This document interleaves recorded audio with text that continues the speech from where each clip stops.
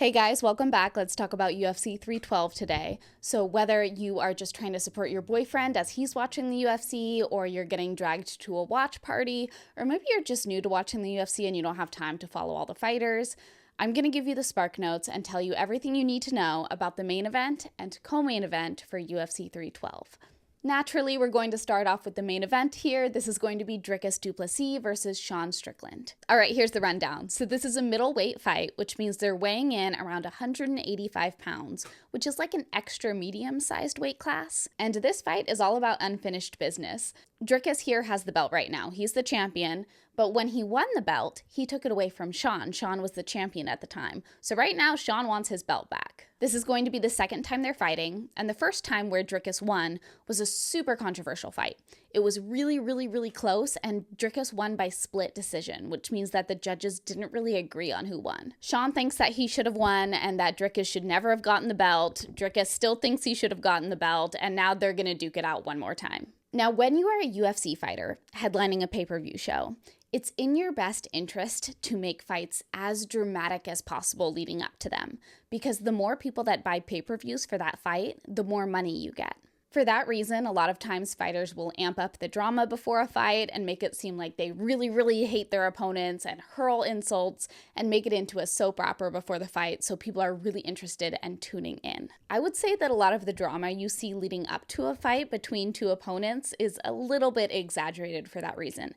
However, these two men, I think, really don't like each other, like for real. In fact, before the first time they fought, they actually got into like a full-on brawl at a UFC event. This wasn't in the cage, this wasn't a sanctioned fight, they just wanted to duke it out. We're gonna watch them run it back one more time. Down here at the bottom, you can see their ages and records. Let's talk about Dricus Du Plessis first. He is South African, and this is going to be his second title defense. His fight style is really interesting. He's kind of known for this wild, awkward lunging style. He gets into these like messy brawls. The running joke about Dricus is that nobody really knows like how he's able to pull off a win, but he somehow always does. He started training martial arts at 5 years old with judo, and as he is South African, naturally he also played rugby growing up. Dricus is really good at evolving and leveling up with each fight.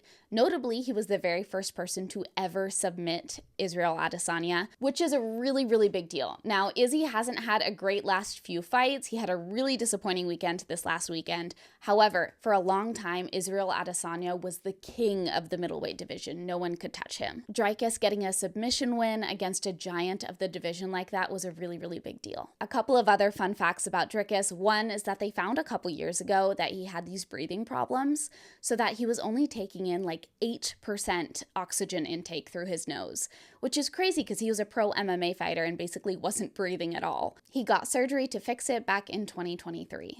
Also, Dricus's coach is known for using a taser on his fighters when they do something wrong, which is just like crazy to me.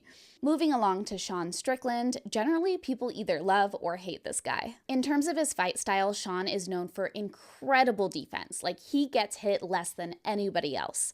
He's the #1 contender right now of the middleweight division, and he's known for having a Philly shell guard. A Philly shell guard is a type of guard that we really don't see very often in MMA, much less any other combat sport. So it's essentially you taking your lead hand and you're bringing it close to your body, and then you're taking your rear hand and bringing it close to your face. Floyd Mayweather, the boxer, popularized this. He's really known for having a Philly shell guard. Now, Sean Strickland did have a very difficult childhood. He had an abusive father that later died from cancer, and then he had a close relationship with a grandfather who was essentially a neo-Nazi. Sean ended up adopting a lot of the ideologies that his grandpa had, but then as he got older, later in life, he did deconstruct from a lot of that.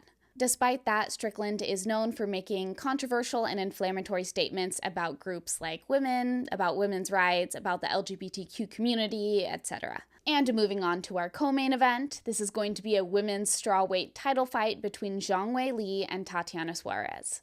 Okay, here's the rundown. This is a strawweight fight, which means they're weighing in at 115 pounds. I know the graphic says 125. It was really late when I made it last night. Whoopsies. But strawweight is at 115, which is the smallest weight class the UFC has. Weili Zhang currently has the belt, and Tatiana Suarez wants it. These are two incredibly strong women, very, very dominant fighters. Tatiana Suarez is on a bit of a comeback kick. She's had a lot of injuries and setbacks. I'll go over in more detail later, but she's really hoping that now is her time to get that title. And this is going to be Zhang Weili's third title defense, so she has held the strawweight belt for a while now. Down here at the bottom, you can see their ages and records, and if you look at Tatiana's record, you will notice that she has 0 losses. She is undefeated right now. But let's talk about our girl Zhang Weili first, because she is an absolute force in the strawweight division. She became the strawweight champion back in 2022, and she was China's very first UFC champion. She's been a super dominant fighter. Her style blends a lot of different martial arts, so she's very well-rounded. And notably, Zhang Weili usually wins by knockout, which is very hard to do when you're 115 pounds. Usually when you're that small, to generate enough force for a knockout, it just doesn't happen as often. She started training martial arts when she was little after she was watching a bunch of kung fu movies, so she got really into kung fu. She is super strong. She's number 2 right now in the women's pound for pound rankings, although I think a lot of people might make the argument for her being number 1. And she seems really, really nice. One of the jobs she had when she was just trying to make ends meet as a fighter was a kindergarten teacher. Now, if you've seen none of Zhang Weili's fights, please go back to watch her fight at UFC 248. That fight was against Joanna Jędrzejczyk, and it's maybe the best women's MMA fight we've ever seen. It's a really, really good fight. And now let's talk about Tatiana, because she has a really interesting story. Tatiana started as a wrestler. She grew up in poverty, and wrestling was the thing that she really latched onto.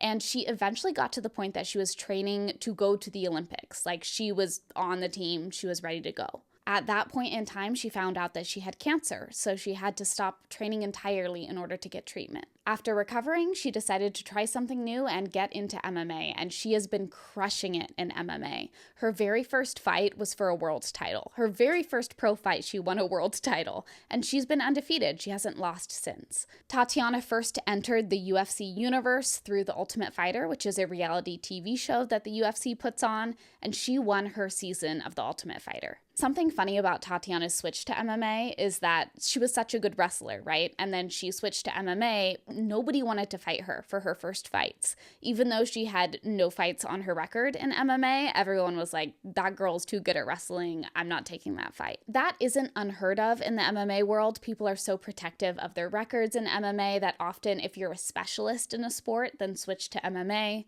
People don't really want to mess with you. So what Tatiana had to do to get an opponent was go by a different last name. Prior to this, she was competing as Tatiana Padilla, but she switched to Tatiana Suarez in order to just get fights. Now, she's had a lot of serious injuries since that time. She's had to take several years off. But Tatiana's story is all about resilience. There's actually a documentary about her on HBO, so if you're interested in learning more about her and her story, I would watch that. And that's a wrap on our UFC 312 guide. Let me know who you guys got down in the comments for this one. I want to give a special thank you to my bookie for sponsoring this series. You can use my code Kennedy for a 50% bonus on a deposit up to $1,000. And if this is the first time you're seeing me, hi, my name's Kennedy.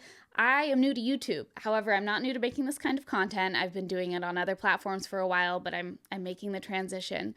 So if you feel like subscribing, liking, commenting, all of that, that would be super, super appreciated. This channel's still fairly new. You can also find me on my other platforms here where I post a lot of other different, kind of more casual MMA content. I love chatting with you guys all the time. I hope you guys have a great week. Guys, send this video to your girlfriends and let me know who you guys got for this one.